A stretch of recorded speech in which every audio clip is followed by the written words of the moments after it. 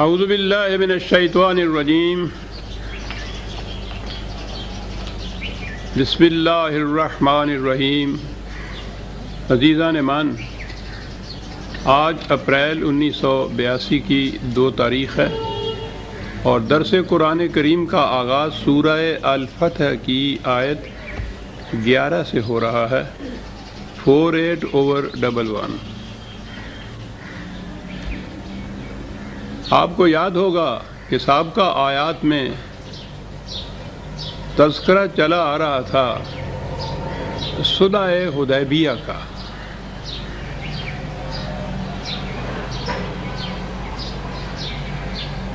اس واقعہ کی اہمیت اور نزاکت کا اندازہ اس سے بھی لگ سکتا ہے کہ قرآن کریم نے بڑی تفصیل سے اس کا ذکر کیا ہے۔ قریب یہ پوری سورہ فتح اسی کے بیان پر مشتمل ہے۔ اس میں ایک خاص بات اور بھی آئی، جیسا کہ میں نے پہلے بھی کہا ہے،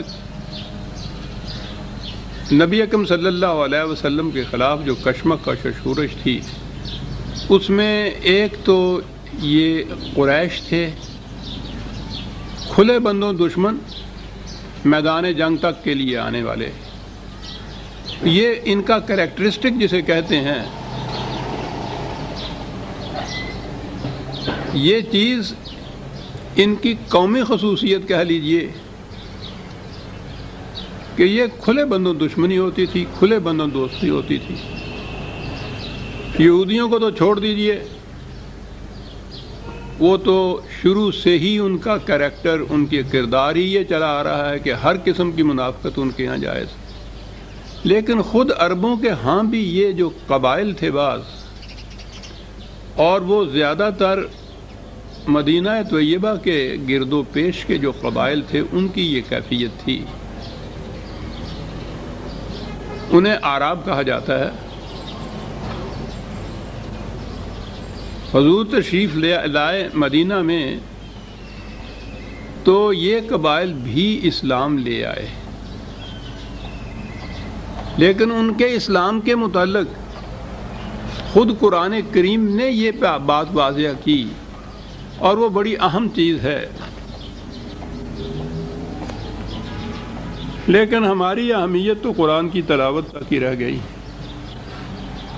یہ سب چیزیں تو بیان اس لیے ہوئی تھیں کہ ہم اس آئینہ میں اپنے عکس کو دیکھیں کہ شکل کیسی ہے۔ 49/14، 49/14۔ قالت الاعراب آمنا۔ میں نے عرض کیا کہ یہ وہ لوگ ہیں جو مسلمان ہو گئے ہیں، ہو چکے ہیں۔ قرآن اس کی شہادت دیتا ہے ان کے اس قول کی کہ یہ اعراب کہتے ہیں کہ ہم ایمان لے آئے ہیں۔ قل لم تؤمنوا، اے رسول ان سے کہہ دو کہ نہیں، تم ایمان نہیں لائے۔ غور طلب چیز ہے۔ وہ ہماری اصطلاح میں وہ مسلمان ہو چکے ہیں، وہ کہہ رہے ہیں کہ ہم ایمان لے آئے ہوئے ہیں۔ یہ نہیں کہا گیا کہ نہیں یہ مسلمان نہیں ہوئے، یہ کافر کے کافر ہیں۔ ان سے کہا کہ نہیں، یہ ایمان نہیں لے آئے۔ کیوں نہیں؟ یہاں بات ان سے کہا کہ ان سے کہو کہ ایمان نہیں یہ لے آئے، وَلَٰكِنْ قُولُوا أَسْلَمْنَا۔ تمہیں ابھی یہی کہنا چاہیے کہ ہم نے اس مملکت کے سامنے اپنا سر تسلیم خم کر دیا ہے۔ اتنی سی چیز ہے جو انہوں نے کی ہے، کہو کہ یہی بات کہیں وہ، یہ نہ کہیں کہ ہم ایمان لے آئے ہیں۔ یعنی یہ جو سلطنت کے سامنے، مملکت کے سامنے سر تسلیم خم کرنا، سرنڈر کرنا جسے اپنے آپ کو کہتے ہیں، یہ نہیں تھا کہ وہ کافر کے کافر رہے تھے۔ ایک تو یہ شکل بھی تو تھی، ایسے لوگ بھی تھے جنہوں نے اپنے مذہب کو نہیں چھوڑا، مملکت کے سامنے انہوں نے سر تسلیم خم کیا، معاہدے بھی کیے، صلح بھی کی، شکست بھی کھائی، اس کے باوجود اپنا مذہب نہیں بدلا۔ لیکن یہ وہ لوگ تھے کہ جنہوں نے مذہب تو تبدیل کر لیا، جو کچھ بھی تھا پہلے، جسے ہم کہیں گے کہ مسلمان تو یہ ہو گئے، تو اپنے آپ کو وہ مومن کہتے تھے، آمنا کہ ہم ایمان لے آئے ہیں۔ کہا ان سے کہو کہ یہ نہ ابھی کہیں کہ ہم ایمان لے آئے ہیں، ابھی تو وہ اتنا ہی کہیں کہ ہم نے اپنا سر تسلیم خم کر دیا ہے اس نظام، اس مملکت کے سامنے۔ کیوں یہ نہ کہیں کہ ہم ایمان نہیں لے آئے ہیں، ایمان لے آئے ہیں؟ ایسا کیوں کہا گیا کہ ان سے کہو کہ یہ نہ کہیں کہ ہم ایمان لے آئے ہیں؟ اس لیے کہ وَلَمَّا يَدْخُلِ الْإِيمَانُ فِي قُلُوبِكُمْ، ایمان ان کے دل کی گہرائیوں میں نہیں اترا ابھی۔ تو میں نے کہا تھا نا کہ یہ تو آئینہ ہے ہمارے سامنے کہ جس میں ہم دیکھیں اپنے ایمان کی شبیہ کو۔ جو ایمان دل کی گہرائیوں میں نہیں اترا اس کے متعلق کہا گیا کہ ان سے کہو کہ یہ کہیں ہی نہیں کہ ہم ایمان لے آئے ہیں، یہی کہیں کہ ٹھیک ہے اس مملکت کے سامنے ہم نے سر جھکا دیا۔ مملکت تو آج وہ ہے نہیں اسلامی کہیں بھی جس کے سامنے سر جھکانے کی بات ہے۔ ہماری کیا کیفیت ہے؟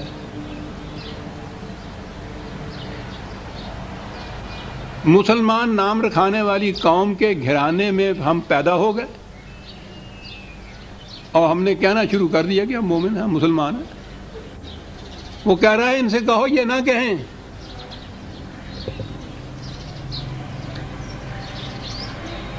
اب ایک تو چیز ہے مسلمان قوم، یہ ٹھیک ہے، تو مسلمان قوم کے فرد تو ہم بن جاتے ہیں پیدائشی اعتبار سے، جسے نیشنلٹی کہتے ہیں نا آج کل کی اصطلاح میں، قومیت جسے کہتے ہیں، وہ پیدائشی قومیت بھی ہوتی ہے۔ جو قومیت باپ کی ہو پیدائش کے اعتبار سے وہی قومیت بچے کی بھی ہوتی ہے۔ یہ نیشنلٹی کا لا ہے، قانون ہے یہ۔ تو ہم جو مسلمان ہیں، یہ اسلام ہماری نیشنلٹی ہے۔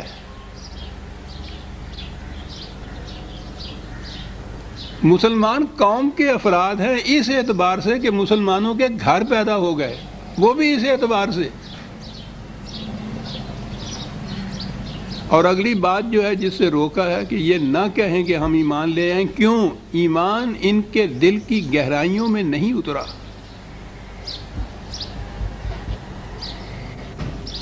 سوچنے کی بات ہے عزیزان من، اپنے اپنے دل کو ٹٹولنے کی بات ہے۔ کیا اس کی گہرائیوں میں کہیں کوئی رمق بھی نظر آتی ہے ایمان کی ہمیں؟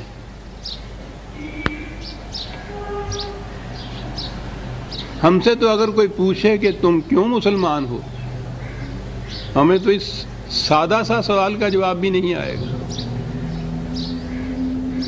یہ تو یہ رہی بات، یہ بات کہ مسلمان کہتے کس کو ہیں، اس سوال کا جواب بھی ہمارے پاس نہیں۔ شاید آپ متعجب ہوں کہ یہ ایکسٹریمسٹ ہے، یہ شخص جب بات کرتا ہے تو شدت تک پہنچ جاتا ہے۔ عزیزان من، اپنی طرف سے نہیں کچھ کہہ رہا، یہ جواب کسی عوام کی طرف سے نہیں دے رہا۔ آپ کے ہاں کے بڑے بڑے جید علماء کرام، وہ جو پنجاب فضادات کمیٹی 1953 کے مارشل لاء کے بعد قائم ہوئی تھی، اس کی تحقیقاتی رپورٹ بھی شائع ہو چکی ہوئی ہے، وہ موجود ہیں۔ ملک بھر کے علماء کرام کو ان لوگوں نے وہ عدالت کی حیثیت سی اس کمیٹی کی، وہ جسٹس منیر مرحوم اس کا چیئرمین تھا۔ انہوں نے ان علماء کرام سے پوچھا تھا کہ مسلمان کسے کہتے ہیں، اس کو ڈیفائن کر دیجئے جسے انگریزی میں کہتے ہیں۔ آپ حیران ہو گئے کہ ان حضرات میں سے اکثر و بیشتر تو وہ تھے جنہوں نے کہا تھا کہ وہ انگریزی میں کہتے ہیں نا وی ریکوائر نوٹس، کہ یہ ایسا سوال نہیں ہے کہ ہم فوراً ہی اس کا جواب دے دیں کھڑے کھڑے، اس پہ تو بہت کچھ غور و فکر کی بات ہے، سوچنا پڑے گا، تحقیق کرنا پڑے گا، اس کے بعد کہیں جا کے یہ پتہ چلے گا کہ مسلمان کسے کہتے ہیں۔ ویسے یہ روز بڑے فخر سے اعلان کرتے ہیں کہ فلاں آیا تارا مسیح اور ہم نے اس کو مسلمان کر لیا، ہمارے ہاتھ پہ وہ ایمان لے آیا، فلاں مولانا صاحب کے دست سعادت ماب میں مشرف با اسلام ہو گیا، مسلمان ہو گیا، مسلمان نام رکھ دیا، یہ سب کچھ کرتے ہیں۔ پوچھا گیا کہ مسلمان کہتے کس کو ہیں، تو بیشتر نے تو یہ کہا کہ صاحب اس کے لیے تو خاصا وقت چاہیے ہمیں، تحقیق کرنے کے لیے، مطالعہ کرنے کے لیے کہ مسلمان کسے کہتے ہیں، پھر بتا سکیں گے۔ اور جنہوں نے کوئی جواب دیا، کسی ایک کا جواب دوسرے سے نہیں ملتا تھا۔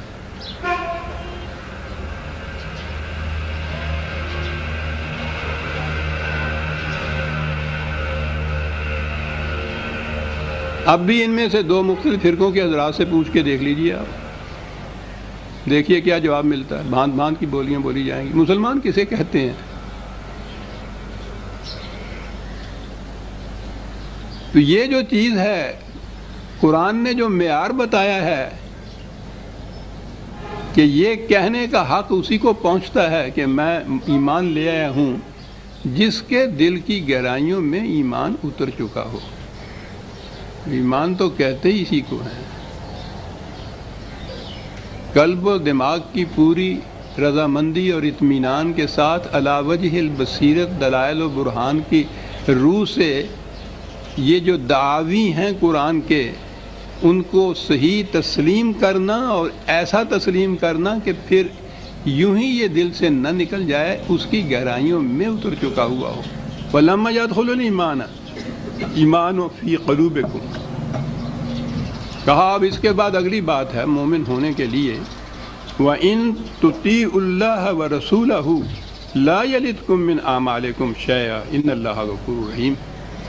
باقی رہا یہ کہ صاحب اسی حالت میں اب جب ہم سے کہا جا رہا ہے کہ ہم اپنے آپ کو مومن نام بھی کہیں، اب یہ جتنے یہ اعمال ہیں، یہ جتنے احکام ہیں، ان کی ہم اطاعت اگر کرتے رہیں تو پھر کیا ہوگا کہ وہ سب ضائع جائیں گے؟ کہا یہ بات نہیں ہے، ان کے اجر میں کوئی کمی نہیں کی جائے گی، لیکن تمہیں مومن تسلیم نہیں کیا جائے گا جب تک کہ ایمان تمہارے دل کی گہرائیوں میں نہ اتر چکا ہو۔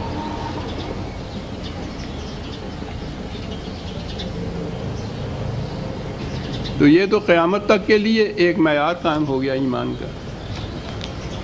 یہ تھے وہ آراب،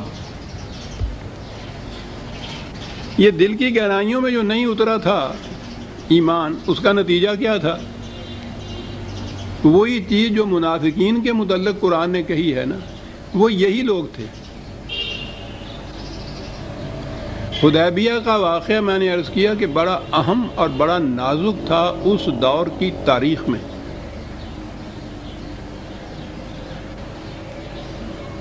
اس سے پہلے یہ 6 سال کے اندر، یہ 6 ہجری کا واقعہ ہے،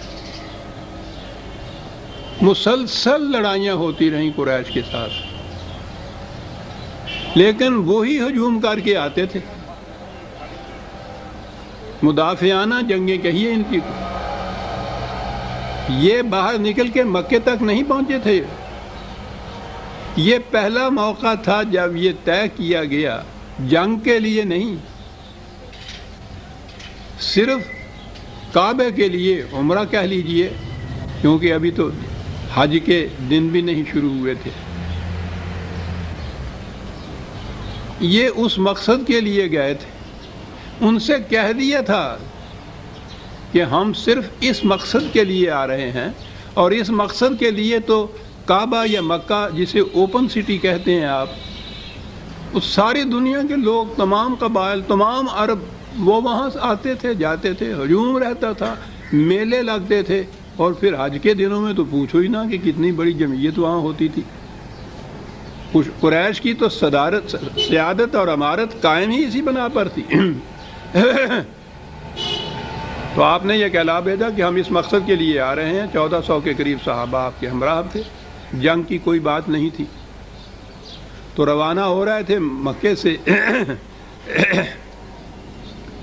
تو جن کے دلوں میں ایمان اتر چکا ہوا تھا، ان کو تو اس سے بڑی خوشی تھی کہ ایک تو کعبے کی زیارت ہوگی، پھر نبی اکرم صلی اللہ علیہ وسلم کے زیر قیادت اس قسم کا باسعادت سفر، پوچھی نہیں ان کی خوشی کا ٹھکانہ کیا تھا۔ لیکن یہ جو عرب تھے ان کے دل میں یہ کھٹکا تھا کہ وہ قریش تو یہاں بیٹھے ہوئے چین نہیں لینے دیتے ہم لوگوں کو، اور اب یہ فیصلہ ہے کہ ان کے گھر چلے چلے۔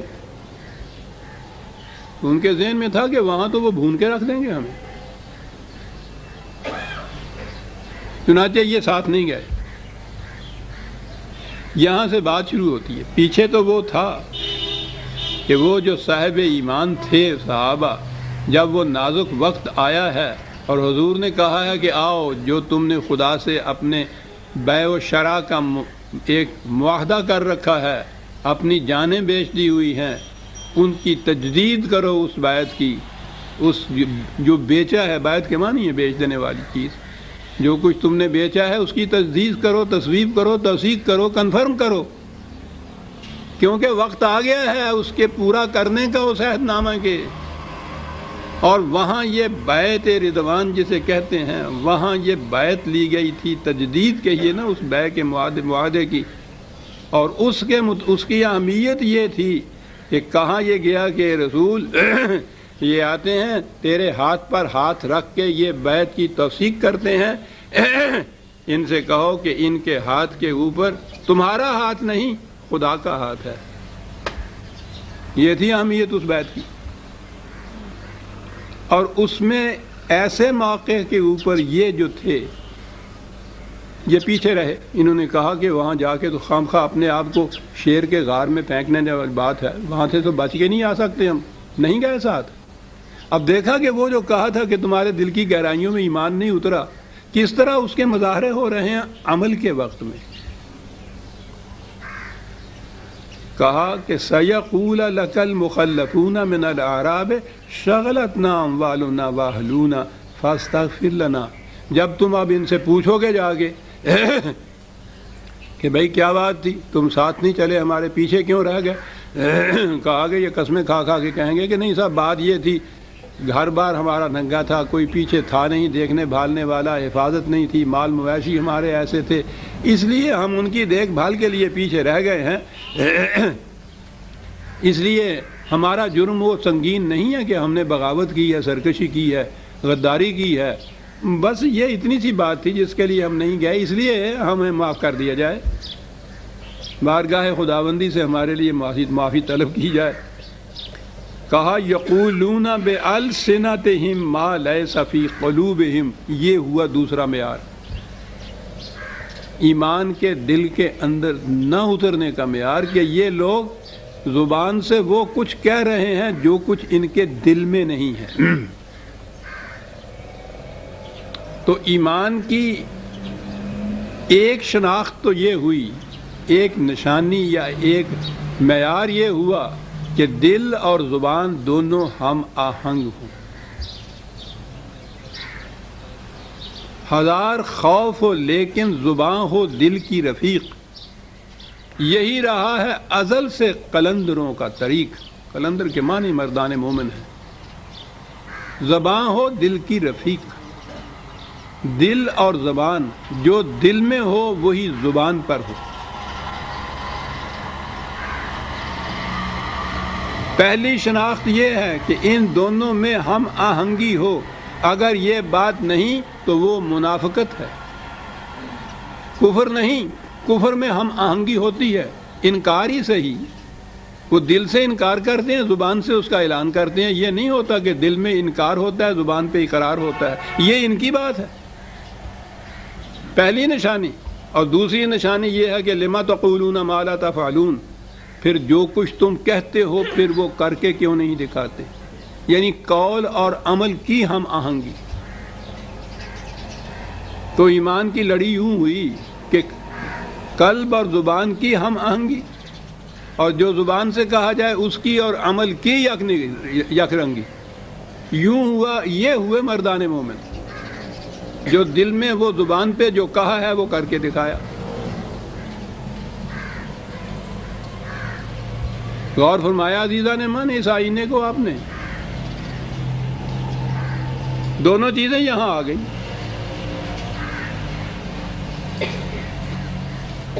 یہ وہ کچھ کہہ رہے ہیں جو ان کے دل میں نہیں ہے.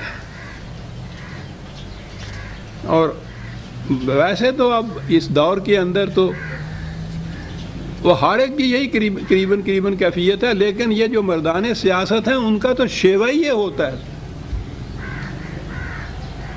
ایسی مکیاولی سیاست چھا گئی ہے ساری دنیا پر، نہ دیر میں نہ حرم میں خودی کی بیداری، کہ سیاست نام ہی اس کا ہے. ایک خاص زبان ہوتی ہے سیاست کی، ڈپلومیٹک لینگویج،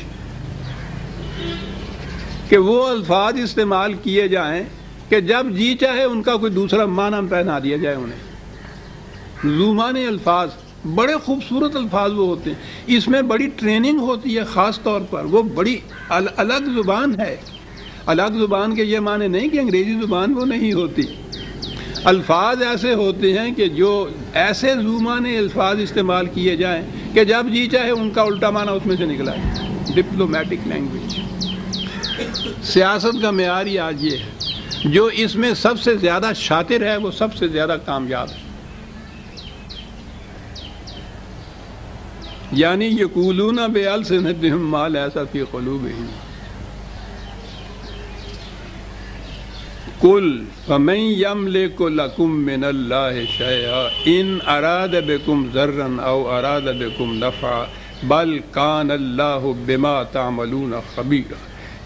کہا یہ جو تم نے کہا ہے کہ نہیں ہم تو اس لیے رک گئے تھے کہ مال مویشی کی حفاظت کا سامان نہیں تھا، کیوں وہ بات کہتے ہو جو حقیقت نہیں ہے؟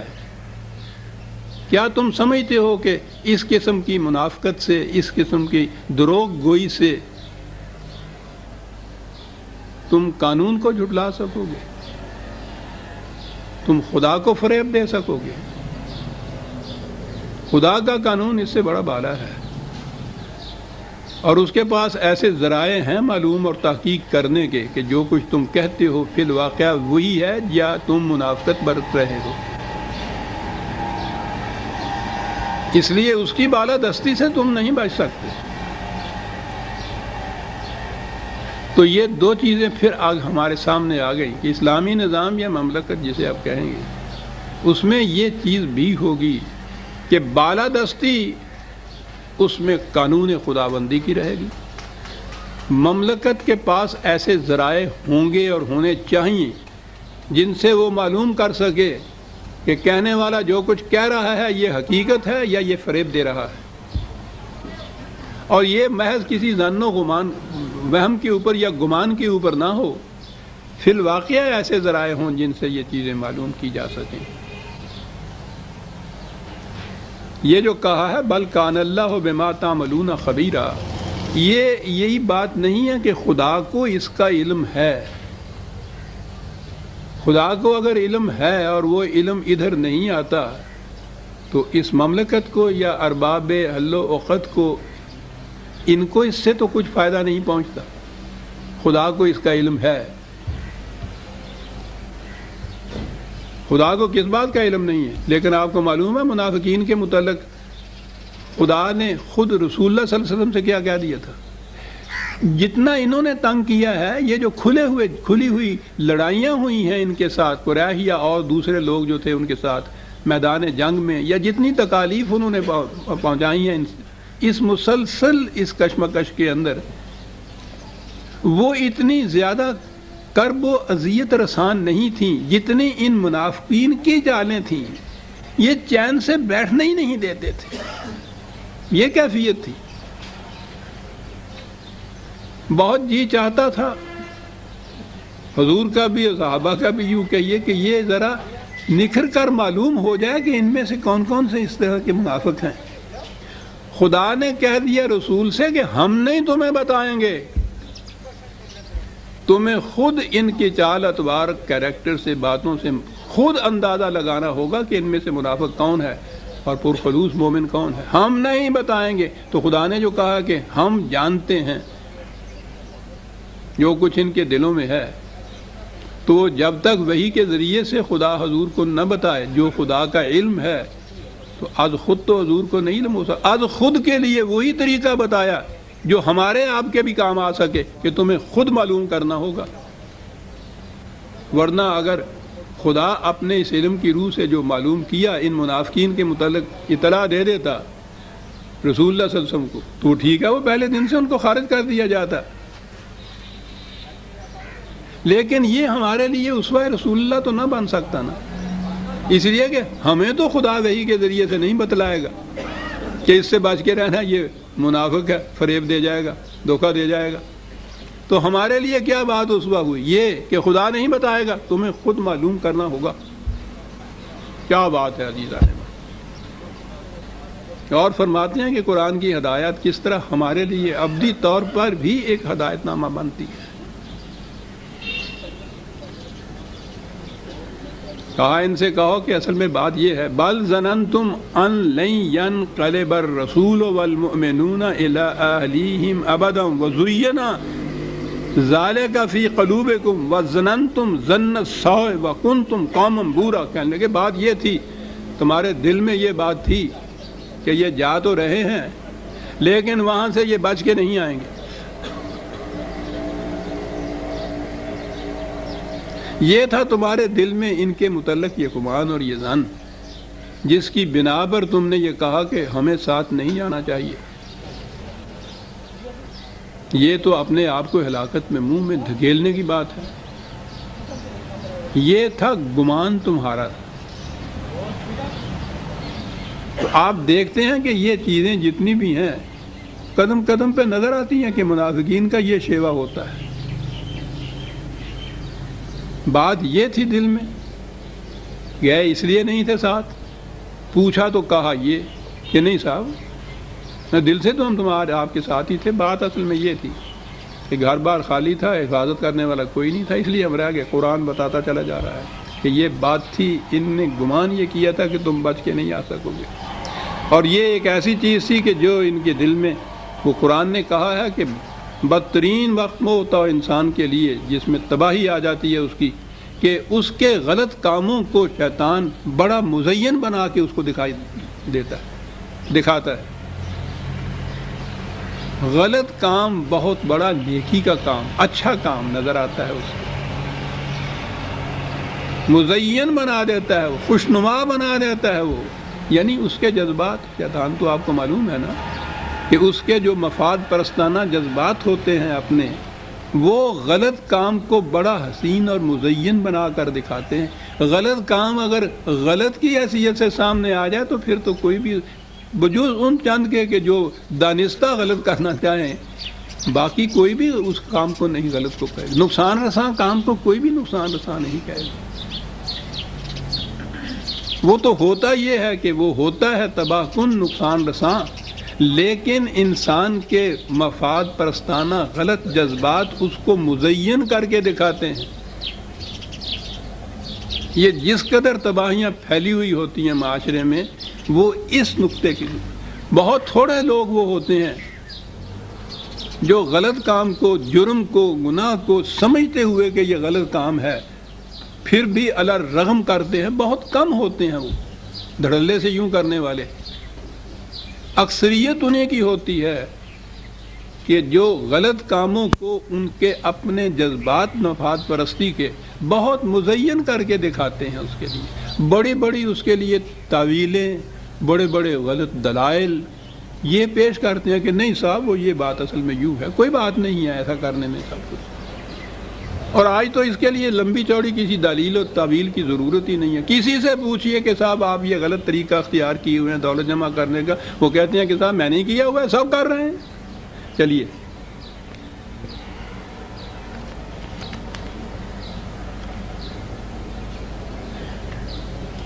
سو سنار کی ایک لوہار کی، ایک ہی دلیل، سب کر رہے ہیں. تو ہے سب کر رہے ہوں جو غلط کام وہ صحیح ہو جاتا ہے، مزین کر کے دکھا دیتے ہیں. لیکن ان سے بتا دیجئے کہ ایمان کی بات ہم نے بتائی تھی کہ اس میں دل اور زبان کا ہم آہنگ ہونا ضروری ہے. وَمَن لَّمْ يُؤْمِن بِاللَّهِ وَرَسُولِهِ فَإِنَّا أَعْتَدْنَا لِلْكَافِرِينَ سَعِيرًا. یاد رکھو، جو اس طرح سے ایمان نہیں لاتا کہ ایمان دل کی گہرائیوں میں اتر چکا ہو، دل اور زبان ہم آہنگ ہو، قول اور عمل کے اندر یک رنگی ہو، اس کا نام ایمان ہے۔ جو یوں ایمان نہیں لاتا تو پھر سمجھ لیجئے کہ اس کے عمل و امید کی کھیتیاں جھلس کر رہ جاتی ہیں، تباہی جیسے کہتے ہیں اس کے مقدر بن کر رہ جاتی ہے۔ باقی رہا خدا، یعنی اس کو ضرورت نہیں ہے ان کی اس امداد کی اور نصرت کی اور تقویت کی کہ وہ ان کو اپنے ساتھ رکھنا چاہتا ہے، اس کو تو ووٹنگ کی بھی ضرورت نہیں ہوتی۔ اس کے لیے تو وَلِلَّهِ مُلْكُ السَّمَاوَاتِ وَالْأَرْضِ، ساری کائنات کے اندر اسی کے قانون کی انہوں نے کہا تھا نا کہ ہم سے یہ جو بھول ہو گئی ہے نہیں ساتھ جا سکے، یہ اس کے لیے وجہ ہے، دلیل ہے، اور کہا یہ تھا کہ اس کی ہمیں معافی دے دیجئے، یا خدا سے کہیے وہ ہمیں اس کو معاف کر دے، مغفرت جسے کہا جاتا ہے۔ تو آپ کو تو معلوم ہے، اب آپ تو برسوں سے سنتے چلے آ رہے ہیں، درس کی یہ اصطلاح، قرآن کی یہ اصطلاحات بھی آپ کے سامنے آ چکی ہوئی ہیں، اس لیے ہر موقع کے اوپر مجھے زیادہ تفصیل میں جانے کی ضرورت نہیں ہوتی۔ وہ مشکل البتہ یہ ہوتی ہے ضرور کہ جو اب آپ نئے نئے آتے ہیں درس میں، ان کے دلوں کے اندر کچھ سوالات اور اس قسم کے شکوک ابھرتے ہیں، وہ پھر بعد میں مجھ کو کوئی چٹھیاں لکھتے ہیں، کوئی آ کے پوچھتے ہیں، لیکن یہ تو درس میں ہو نہیں سکتا کہ ہر مقام پہ وہ ساری تفصیل جو میں 20 برس سے بیان کرتا چلا آ رہا ہوں ہر درس میں اس کو دہراتا تھا ہوں، یہ نہیں ہوتا درس کے اندر۔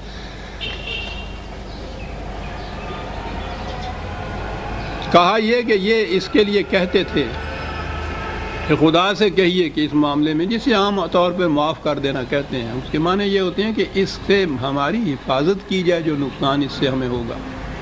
خیر، کہا یہ خدا سے یہ کہتے ہیں کہ خدا سے یہ کہا جائے، یہ بات اس کی نہیں ہے۔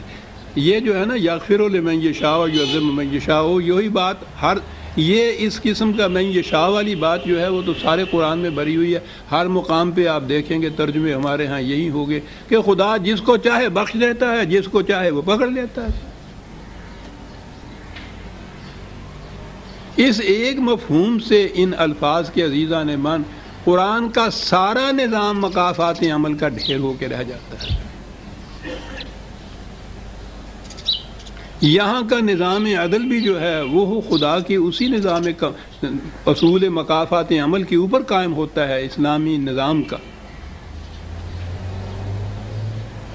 کہ انسان کے اپنے عمل کا ہی نتیجہ ہوتا ہے۔ تباہی آتی ہے اس کی وجہ سے، حفاظت ہوتی ہے اس کی وجہ سے، کامیابیاں ہوتی ہیں اس کی وجہ سے، ناکامیاں ہوتی ہیں اس کی اپنے وجہ سے۔ خدا نے تو قوانین دے دیے ہیں، رہنمائی دی ہے، سیدھے راستے پہ چلنا، غلط راستے کی قدم اٹھانا، یہ اس کے اپنے فیصلے پہ ہے۔ اس نے دونوں راستے صرف دکھائے ہیں، یہ نہیں ہے کہ وہ جسے چاہتا ہے صحیح راستے پہ چلا دیتا ہے، جسے چاہتا ہے غلط راستے پہ چلاتا ہے، تو اس کے بعد اگلی بات جو ہے کہ پھر ان کو غلط راستے پہ چلنے والوں کو جہنم میں بھیج دیتا ہے، تو وہ تو جسے چاہتا ہے غلط راستے پہ چلا دیتا ہے، پھر اس کو جہنم میں بھیج دیتا ہے۔ تو یہ بات میں نے عرض کیا ہے نا کہ پہلی دفعہ نہیں آئی، 20 سال سے آتی چلی آ رہی ہے۔ شکوک پیدا ہوتے ہیں یا سمجھنا چاہتے ہیں اگر آپ احباب، تو میں نے یہ بھی کر دیا ہے، آپ احباب کی محنت بچانے کے لیے میں نے سب کچھ لکھ بھی دیا ہے۔ کتاب التقدیر دیکھ لیجئے آپ، یہ میں یہ شاہ والی بحث جو ہے پورا میرا خیال ہے کہ چوتھا حصہ کتاب کا اسی کے اوپر منتشر ہے، کہ بڑا اہم ہے یہ۔ یوں ہی آپ نے یہ ترجمہ کیا کہ جسے چاہتا ہے وہ ہدایت دیتا ہے، جسے چاہتا ہے گمراہ کرتا ہے، اور اس کے بعد اگلی بات کہ جو گمراہ ہوتا ہے اس کو جہنم میں بھیج دیتا ہے۔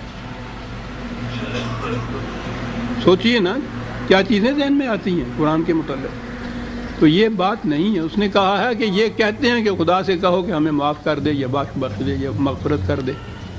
کہو یہ بات ایسے نہیں ہے کہ خدا جسے چاہتا ہے مغفرت کر دیتا ہے۔ جو شخص چاہتا ہے ان نقصانات سے محفوظ رہنا، وہ اپنے آپ کو محفوظ رکھ سکتا ہے۔ جو ایسا نہیں چاہتا اسے بہرحال نقصان اٹھانا پڑتا ہے، اور اس کا طریقہ بتا دیا، ان الحسنات یذہبن السیئات۔ غلطی ہو گئی ہے، اس کے نقصان رسان نتائج سے بچنے کا طریقہ یہ ہے کہ اس سے بہت ذرا بڑا اچھا کام کر کے دکھاؤ۔ حسنات جو ہیں وہ سیئات کو لے جاتی ہیں۔ یہ ہے میں یہ شاہ کے معنی کہ غلطی اگر ہو گئی ہے اور کوئی شخص یہ چاہتا ہے کہ اس کے جو نقصان رساں نتائج مجھے بھگتنے پڑیں گے اس سے میں کسی طرح سے محفوظ رہ جاؤں، تو اس کا طریقہ یہ ہے کہ اس سے زیادہ وزنی نیکی کا کوئی کام کرو۔ نتیجہ یہ ہوگا کہ وہ اس سہو اور خطا اور اس برائی کے اس غلط کام کے نقصان رساں نتائج سے بھی محفوظ کر دے گا تمہیں، اور اس کے بعد چونکہ یہ بہت بڑا وزنی ہوگا اور کچھ کامیابیوں کی چیزیں بھی تمہارے حصے میں آ جائیں گی۔ اس نے اصول دیا ہے، ثقلت موازین اور خفت موازین کا میزان کھڑی کی ہے، پلڑے ہیں اس کے اندر، برائیوں کا پلڑا اور بھلائیوں کا پلڑا جسے ہم کہتے ہیں۔ اس نے کہا کہ اگر کسی وقت تمہاری برائیوں کا پلڑا جھک گیا ہے، زیادہ ہو گئی ہیں، تو اس کو اونچا کرنے کا طریقہ یہ نہیں ہے کہ خدا سے کہو کہ ذرا اس کو اونچا کر دیجئے، طریقہ یہ ہے کہ بھلائیوں کے پلڑے میں زیادہ ڈال دیجئے، خود بخود وہ پلڑا جھک جائے گا، وہ اٹھ جائے گا۔ غور فرمایا کہ ایک تشبیہ سے قرآن کتنے اہم معانی بیان کرتا ہے، حقائق بے نقاب کر دیتا ہے۔ کیا طریقہ اس نے بتایا ہے مغفرت حاصل کرنے کا، میزان پلڑے کا، اور وہ یہ ہے کہ وہ ایک ایک ذرہ اس نے یہ کہا وَمَن يَعْمَلْ مِثْقَالَ ذَرَّةٍ خَيْرٍ يَرَهُ وَمَن يَعْمَلْ مِثْقَالَ ذَرَّةٍ شَرًّا يَرَهُ، ایک ایک ذرہ عمل کا اس میزان خداوندی میں، وہ قانون مکافات عمل کے میزان میں تلتا ہے۔ اب اس میں تو یہی بات ہے کہ جس قسم کے اعمال ایک پلڑے میں جائیں گے وہ پلڑا جھکے گا۔ تمہاری غلطیوں کے، گناہوں کے، جرموں کے جو ذرات جس پلڑے میں جمع ہو رہے ہیں، اگر وہ جھک گیا ہے تو اس کا نتیجہ تباہی ہوگا، لیکن بچ سکتے ہو اگر دوسرے پلڑے کے اندر بھلائیوں کے اندر بھلائیوں کے ذرات زیادہ داخل کر دو۔ یہ طریقہ ہے من یشاء کا، یہ انسان کے اوپر ہے، یہ ذمہ دار ہے اپنے ہر کام کا۔ یہ نہیں ہے کہ خدا جس کو چاہتا ہے جہنم میں بھیج دیتا ہے، جسے چاہتا ہے جنت میں بھیج دیتا ہے۔ جو جنت میں جانا چاہتا ہے وہ جنت میں جانے والے کام کرے، وہ جنت میں چلا جائے گا۔ جو نہیں جانا چاہتا، جہنم میں جانا چاہتا ہے، برائیوں کا کام کرے، جہنم میں چلا جاتا ہے۔ جو اس قسم کے کاموں کے بعد ندامت کے اشک ندامت، اس کی ارکے ندامت اس کی پیشانی پہ آتے ہیں، اور پھر وہ صرف اتنا نہیں ہے کہ وہ جسے ہم توبہ کہتے ہیں کہ یا اللہ میری توبہ اس نے کہہ دیا، معاملہ ختم ہو گیا، وہ کام کرے کہ جو ان غلط کاموں کے نقصان رساں نتائج کا ازالہ کر سکے اور کچھ اس کے حصے میں مثبت پازیٹیو اور اس کے حصے میں بھی آ جائے۔ وہ کہا جب یہ کچھ کرو گے تو کان اللہ غفور الرحیم۔ کیا بات ہے دونوں لفظوں کی۔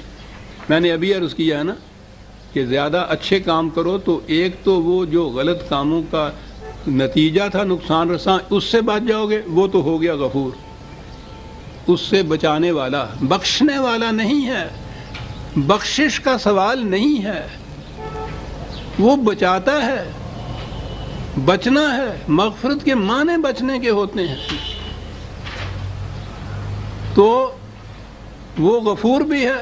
اور اس کے بعد جب تمہارا یہ بھلائیوں کا حسنات کا پلڑا اتنا زیادہ بھاری ہوگا کہ اس کا ازالہ تو اس نے کر دیا، پھر اور بھی اس کے اندر ہے، تو کہا پھر سامان نشو و نما بھی ملے گا، رحمت بھی ملے گی، غفور الرحیم۔ میں نے عرض کیا تھا نا عزیزان ایمان، قرآن کی آیات میں جہاں خدا کی صفات آتی ہیں وہاں کھڑے ہو کے سوچنا چاہیے کہ یہ دو لفظ کیوں قرآن لایا، یہ ایک لفظ کیوں لایا، بڑا اہم ہوتا ہے وہ۔ اور وہ تو اس کے نکات جو ہیں، اس جو پہلے بیان کیا گیا ہے، حقیقت میں اس کی تائید میں ہوتے ہیں۔ یہ خدا کی صفات جو بیان ہوتی ہیں، یہ یوں ہی نہیں ہوتی کہ شاعری جو ہے کہ یہ لکھ دیا توقیہ، وہ لکھ دیا توقیہ۔ غفور الرحیم۔ سَيَقُولُ الْمُخَلَّفُونَ إِذَا انطَلَقْتُمْ إِلَى مَغَانِمَ لِتَأْخُذُوهَا ذَرُونَا نَتَّبِعْكُمْ يُرِيدُونَ أَن يُبَدِّلُوا كَلَامَ اللَّهِ۔ کہا جب تم کامیابی حاصل کرنے کے بعد یہ غنائم جو تمہیں حاصل ہوں گے، جنگ سے مال غنیمت ملے گا اور جو کچھ حاصل ہوگا، اس کی جھولیاں بھر بھر کر جب تم واپس لوٹو گے تو اب یہ ان کا جی جل جائے گا کہ ہو ہم ساتھ کیوں نہ چلے گئے، ہمارے حصے میں بھی یہ جو کچھ آ جاتا۔ کہا یہ اس وقت کہیں گے کہ صاحب ہمیں جو ہوا ہے اس کو تو چھوڑ دو، اب ہم تمہارا اتباع ضرور کریں گے، اطاعت کریں گے، اور ہمارے اس وعدے کی بنا پہ اس میں سے ہمیں حصہ دے دو۔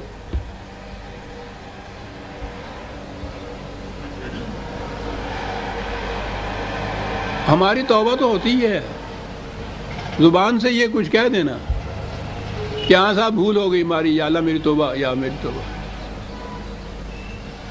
تاکہ اس میں سے کچھ حصہ مل جائے ہمیں۔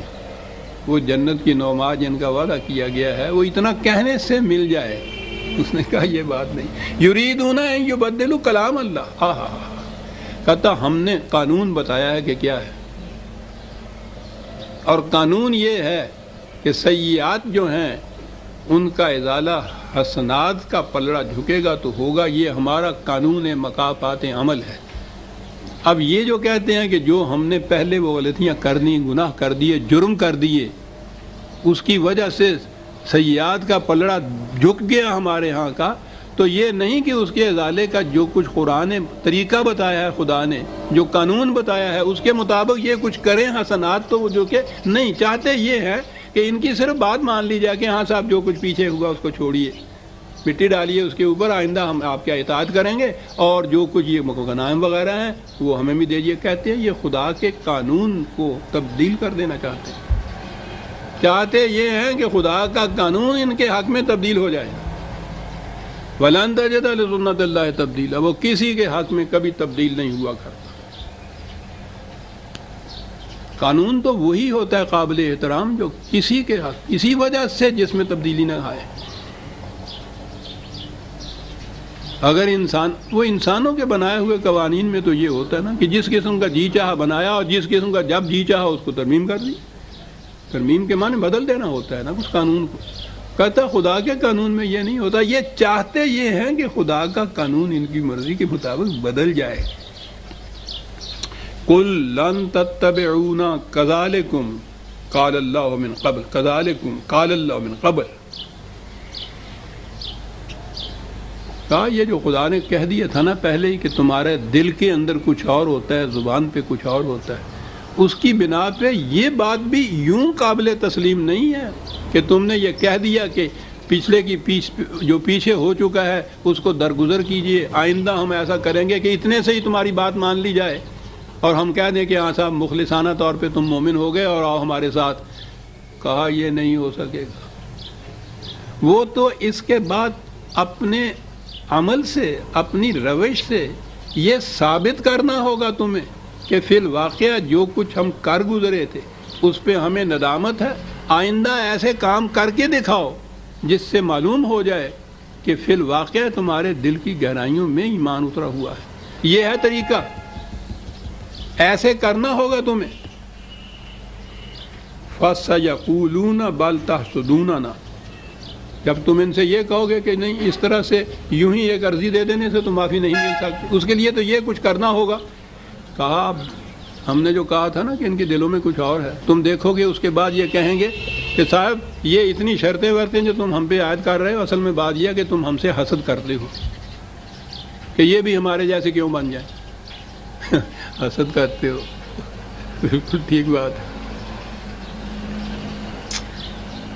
جواب اس کا کسی غصے میں نہیں دیا، گالی نہیں دی، پھٹکارا نہیں ہے، بل کانوا لا یفقہون الا قلیلا۔ بات یہ ہے کہ جو کچھ ہم نے کہا ہے یہ اس کو سمجھ ہی نہیں رہے، سمجھنا چاہتے نہیں۔ بہت تھوڑے ہیں کہ جو تفقہ سے کام لیتے ہیں، سمجھ سے کام لیتے ہیں۔ یعنی آپ غور کیجئے کہ کیا بات ان کے خلاف کیا بات کہی ہے، یہ کہی یہی ہے کہ یہ سمجھ سے کام لیتے تو یہ بات ایسی نہ تھی جو سمجھ میں آ نہ سکتی۔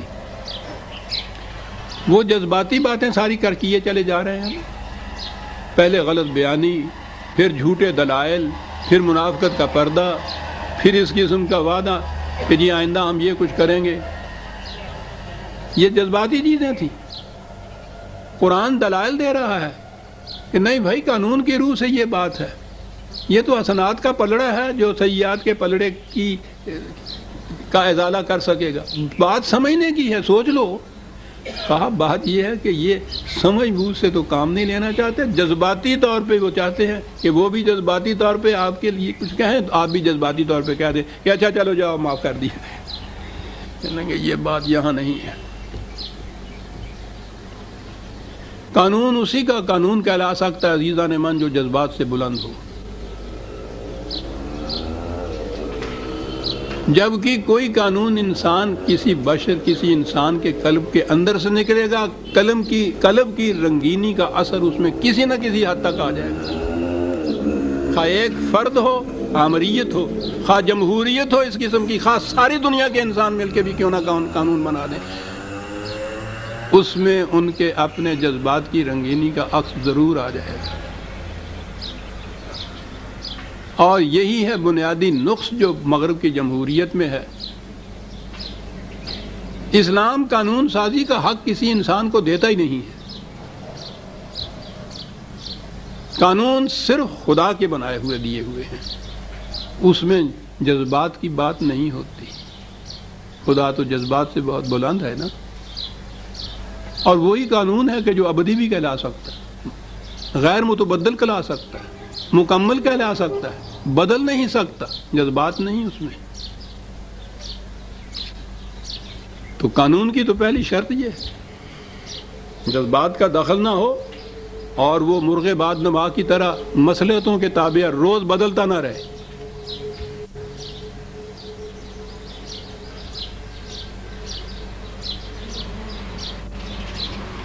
قل للمخلفین من الاعراب ستدعون الى قوم اولی باس شدید تقاتلونہم او یسلمون فإن تطیعوا یؤتکم اللہ اجرا حسنا وإن تتولوا کما تولیتم من قبل یعذبکم عذابا علیما۔ ان سے کہو کہ بات بڑی صاف سی ہے، یوں ہی زبانی کچھ کہہ دینے سے اور تسبیحوں پہ یہ توبہ کے ورد کر لینے سے تو یہ بات نہیں بنتی۔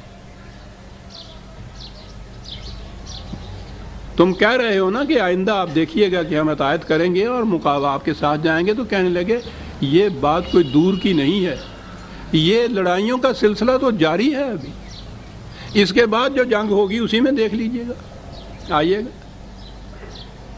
اگر تم نے صدق کے دل سے ساتھ دیا، میدان جنگ میں ساتھ گئے، جہاں فروشیوں کا ثبوت دیا آپ نے، تو یہ جو پہلے آپ سے غلطی خطا اور سہو ہو گیا ہے، جسے آپ تم کہتے ہو معافی، اس کی معافی یوں ملے گی، اس کے لیے تو خون کی قیمت دینی پڑے گی۔ تو دیکھ لیں گے ہم کو، دیر کی بات کیا ہے، چلیے یوں صحیح دیکھیے آپ نے توبہ کے لیے شرط کیا لگائی گئی ہے۔ اور یہ حدیبیہ کی صلح کے بعد پہلی جنگ جو ہوئی تھی خیبر کی جنگ تھی، جو یہودیوں کے ساتھ ہوئی ہے، بڑی سخت جنگ تھی وہ۔ غنیمت یہ ہے کہ وہ پھر آخری جنگ ان کے ساتھ کرنی پڑی، پہلے تو انہیں مدینے سے نکالنا پڑے گا، روز کوئی نہ کوئی سازش، روز کوئی نہ کوئی شرارت نکال کے باہر انہیں مقام تھا وہ خیبر، یہ وہاں بس گئے تھے، وہاں بسا دیا گیا تھا، وہاں بیٹھے ہوئے بھی سازشیں کرتے تھے، باہر کی طاقتوں کے ساتھ مل کے مسلمانوں کے خلاف سازشیں کرتے تھے، جنگ پہ اتر آئے ہوئے تھے، قلعے بنا لیے ہوئے تھے۔ تو یہاں سے فارغ ہونے کے بعد پھر اگلی جنگ جو ہوئی ہے خیبر کی جنگ تھی، وہ آخری جنگ تھی جہاں سے ان کو پھر پورے ملک سے ہی نکال دیا گیا۔ یہ وہ قوم ہے جو اصلاح کے حد سے آگے بڑھ چکی ہوئی ہے، لا علاج ہو چکے ہوئے ہیں مرض اس کے منافقت کے، ملک میں نہیں رہنے دیا گیا۔ یہ تھا وہ جنگ خیبر جس کے متعلق کہا کہ جنگ آنے والی ہے، ہونے والی ہے، آؤ اس میں شریک ہو۔ اگر وہاں تم نے واقعی اطاعت کی تو پھر تم دیکھو کہ اجرن حسنہ کتنا ملتا ہے تمہیں، اور اگر اسی طرح سے تم پھر گئے جیسا کہ اس سے پہلے پھرا کرتے تھے تو پھر یہ جو تمہارے خلاف سزا ہے پہلے سے بھی زیادہ علم انگیز سزا ہوگی تمہاری، جو کچھ تم کر رہے ہو۔ ہاں قرآن ہے نا کہ یہ جو ہم نے کہا ہے کہ اسی طرح سے اگر پیچھے رہ گئے تم تو پھر وہی کچھ کیا جائے گا جو ہم کہہ رہے ہیں۔ لیکن لیسا علی الاعمی حرج ولا علی الاعرج حرج ولا علی المریض حرج، کہنے لگا وہ یہ نہ سمجھ لیجئے گا کہ اس میں استثناء نہیں، مریض جو ہیں ٹھیک ہے وہ نہیں جا سکتے، لوہے لنگڑے ہیں وہ نہیں جا سکتے، اندھے ہیں وہ نہیں جا سکتے، تو یہ جو ہم نے کہا تھا نا جو نہیں جائے گا اس کے خلاف یہ سزا دینے والی تدبیر اختیار کی جائے گی، تو اس میں مستثنیٰ ہیں یہ لوگ۔ یہ نہ سمجھ لیں کہ صاحب ہم تو اس معذوری کی وجہ سے نہیں جا سکے، ان کی معذوری تو قابل فہم ہے، وہ مستثنیٰ ہیں اس سے۔ وَمَن يُطِعِ اللَّهَ وَرَسُولَهُ يُدْخِلْهُ جَنَّاتٍ تَجْرِي مِن تَحْتِهَا الْأَنْهَارُ، اور پھر جو اطاعت کرے گا خدا رسول کی تو اس اطاعت کے بدلے میں یہ جو کامیابیاں حاصل ہوں گی، کامرانیاں، فائز المرامی جتنی چیز بھی جس کو وہ جنت سے تعبیر کرتا ہے، اور آپ کو معلوم ہے کہ وہ ایمان اور اعمال صالحہ کی بنا کے اوپر جو ایک مملکت قائم ہوتی ہے اس کے نتائج حسنہ کو وہ اس دنیا کے اندر جنت قرار دیتا ہے، اور یہی پھر آگے بڑھتی ہوئی چلی جاتی ہے، آخرت کی جنت بھی اس کا نام ہو جاتا ہے۔ کہا انہیں یہ کچھ حاصل ہو جائے گا، وَمَن يَتَوَلَّ يُعَذِّبْهُ عَذَابًا أَلِيمًا، اور جو پھر اس سے پھر جائے گا پھر اس کو دردناک سزا دی جائے گی۔ اور آپ کو پتہ ہے کہ یہ پھر جانے کے والوں کے متعلق قرآن نے جو دردناک سزا کہی ہے، قوموں کی زندگی میں وہ سزا کیا ہوا کرتی ہے؟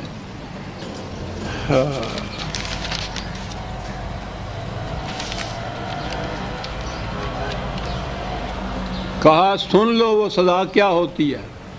قومیں جب حق کے راستے سے پھر جاتی ہیں تو اس کے بعد ہوتا کیا ہے، اور وہ غلط نظام قائم کر لیتی ہیں، خواہ وہ ان اعراب کی طرح اپنے آپ کو مسلمان ہی کیوں نہ کہنے والی ہوں، اور یہ تو جو مخاطب بھی ان کو کیا گیا ہے کہ جو واقعی مسلمان قوم تھی۔ وَإِن تَتَوَلَّوْا، ان سے کہہ دو کہ اگر تم پھر گئے اس نظام سے، يَسْتَبْدِلْ قَوْمًا غَيْرَكُمْ، تو وہ تمہاری جگہ ایک دوسری قوم لے آئے گا، ثُمَّ لَا يَكُونُوا أَمْثَالَكُمْ، وہ پھر تمہارے جیسی نہیں ہوگی۔ استبدال قومی، یہاں افراد کے جرائم کا ذکر نہیں ہو رہا، قوم کی قوم کا ذکر ہو رہا ہے۔ قوم غلط نظام اگر قائم کرتی ہے اور اس کے تابع زندگی بسر کرنے پہ مطمئن ہو جاتی ہے تو پھر اس کا آخری جو عذاب جس کو ہم نے سمجھا ہمارے ذہن میں وہ وہی ہوتا ہے کہ وہاں جا کے قیامت میں جہنم میں وہ عذاب کے معنی یہ ہیں، ایسی سزا اس کی، ایسا انجام، ایسا عواقب اس کے اس قسم کے جہنمی۔ اور اس میں یہ بتایا کہ قوم جب یہ کرتی ہے تو اس کا نتیجہ پھر یہ ہوتا ہے کہ اس کی جگہ ایک اور قوم آ جاتی ہے، وہ لے لیتی ہے، وہ اس قوم جیسی نہیں ہوتی۔ انہی جیسی اگر وہ قوم ہو تو پھر اس تبدیلی کے معنی کیا ہوئے؟ پھر تو کوئی بات ہی نہ ہوئی، وہ ان سے بہتر قوم ہوگی جو ان کا جگہ لے گی۔ لیکن یہ بہرحال یہ قوم جو ہے اس کو ہٹا دیا جائے گا، اور میں سمجھتا ہوں کہ اس سے بڑا درد انگیز عذاب کیا ہے کہ قوم زندہ تو وہ رہے لیکن محکوم ہو جائے ایک دوسری قوم کی جو اس کی جگہ آ جاتی ہے۔ جگہ آنے کے معنی یہ نہیں ہے کہ وہ ان سارے افراد کو یہاں سے جھاڑو پھیر کے نکال دیتی ہے اور ان کی جگہ آگے آ جاتی ہے۔ ایسا بھی ہوتا ہے کہ بیشتر ان میں سے قتل ہو جاتے ہیں، بیشتر ان میں سے بھاگ جاتے ہیں، قید کر لیے جاتے ہیں، لیکن قومی استبدال کے معنی یہ ہیں کہ ایک قوم کی حکومت، کامرانی، کامیابی، اس کی جگہ دوسری قوم آ جاتی ہے، وہ ان پہ غالب ہو جاتی ہے، یہ محکوم ہو جاتے ہیں دوسری قوم کے، اور یہ سب سے بڑا عذاب گنایا ہے قرآن کریم نے۔ سورہ الفتح کی آیت 17 تک ہم آ گئے، عزیزان من 18 سے آگے، اور ایک اعلان ذرا سا افسوسناک بھی۔ آپ کو معلوم ہے اب آپ کو کہ میں ہر سال آپ حضرات سے کچھ چھٹی مانگا کرتا